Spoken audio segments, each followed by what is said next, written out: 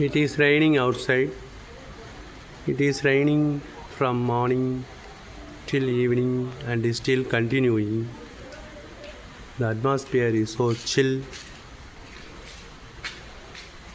If the situation continues to be like this, the normal life will be affected. இயல்பான வாழ்க்கை பாதிக்கப்படும். Normal life will be affected. இயல்பான வாழ்க்கை பாதிக்கப்படும்.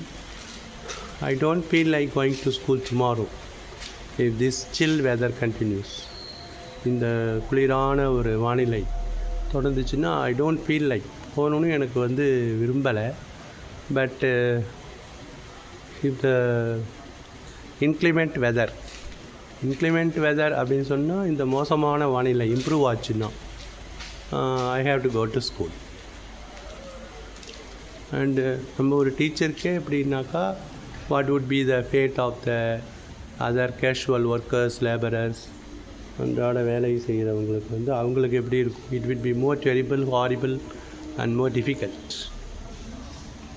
So we will wait and see whether the situation improves or not. And they say low pressure zone, காற்றழுத்த குறைவு மண்டலம் develop ஆகிருக்குன்னு சொல்கிறாங்க. Low pressure area, low pressure zone, and it will intensify into a cyclonic storm.